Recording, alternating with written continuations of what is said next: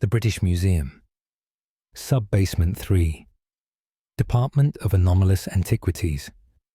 My name is Dr. Nathaniel Ashcroft, Senior Archivist, Custodian of Restricted Collections.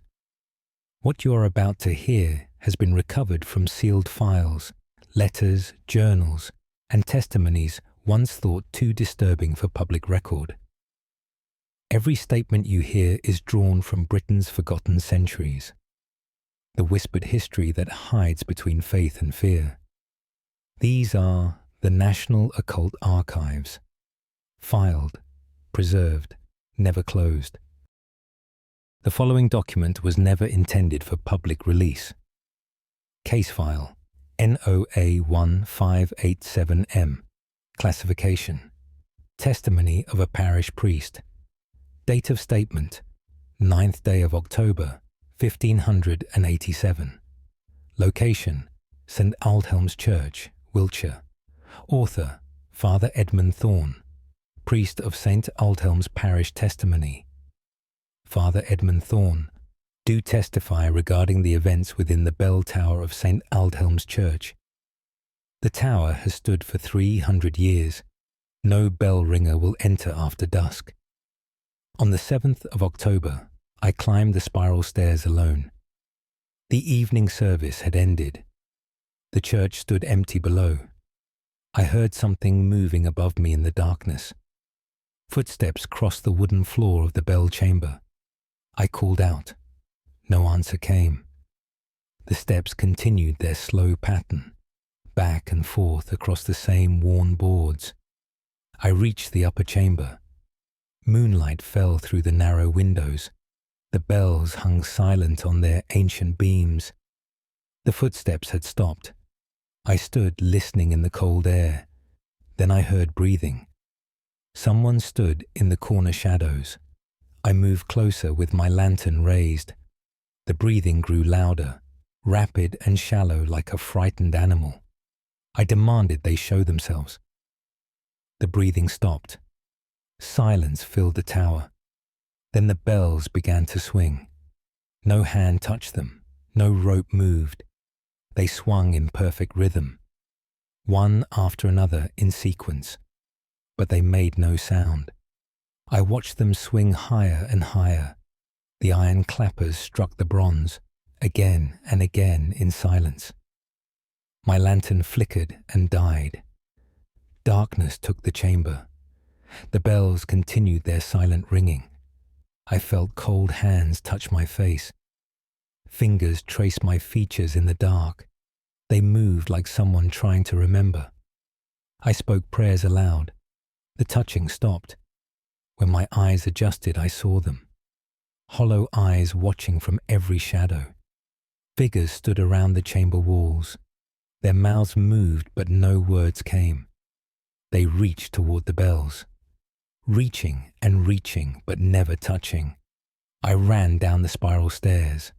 Behind me, the footsteps started again, following me down.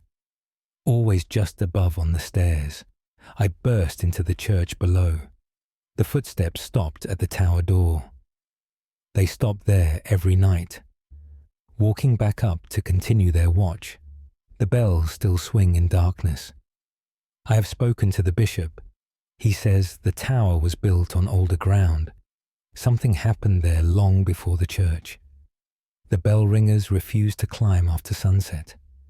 I no longer tried to stop them. Some things should be allowed to continue their pattern, even when we cannot understand why. Father Edmund Thorne, St. Aldhelm's Church, Wiltshire. 9th day of October, 1587. Archivist's note. Dr. Nathaniel Ashcroft, recovered from Salisbury diocesan records during renovation work. St. Aldhelm's bell tower was sealed in 1589.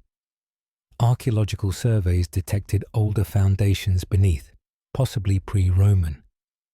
The structure remains closed. End of file. Proceeding to next recovered document. The following document was never intended for public release. Case file NOA1623V. Classification: Account of a monastery infirmarian. Date of statement: 24th day of March, 1623. Location: Thornmere Abbey, Northumberland. Author: Brother William Ashby, Infirmarian of Thornmere Personal Statement. I, Brother William Ashby, do record what occurs each night in the infirmary. My duties require me to tend the sick brothers. I sleep in a small chamber adjoining the ward. For 3 months I have heard the same sounds. Footsteps cross the stone floor at midnight. I rise to check on my patients. The ward lies empty. Our sick brothers were moved to the guest house. An illness passed through the Abbey last winter. 12 brothers left this world in those beds. The infirmary has stood unused since then, but something still walks the empty ward. I hear it moving between the beds. The footsteps stop at each location. A pause at every place where someone passed. Then movement to the next bed. The pattern never changes. Last week, I left my chamber door open. I wanted to see what walked there. Moonlight showed the empty beds. The footsteps moved as always. I saw no figure. No shadow crossed the floor. But the sounds continued clear and steady. At the 4th bed, something else began. Whispered prayers in Latin. The words for the dying. A voice reciting the commendation of the soul. The same prayers I spoke over those who passed. The voice was mine. My own words spoken back to me. I lit every candle in the ward. Light filled the space between the beds. The footsteps continued in the brightness. The prayers continued in my voice. When it reached the 12th bed, it stopped. Silence held for a moment. Then the footsteps returned to the 1st bed, beginning the pattern again. I spoke to our prior about closing the infirmary. He said the building serves the Abbey. It will be used again when needed. I asked to be released from my duties. He reminded me of my vows. We go where we are called to serve. So I remain in my small chamber. Each night I hear myself walking the ward, checking on brothers who are no longer there, speaking prayers over empty beds. The same words every night. I have begun to fear I am listening to my future, that one day I will join that endless round, walking and praying without rest, unable to leave my duties even in death. The prior says I should have faith, that God would not bind a faithful servant to such repetition. But I hear my own voice in the darkness, and I wonder if faith is enough. Brother William Ashby, Thornmere Abbey, Northumberland.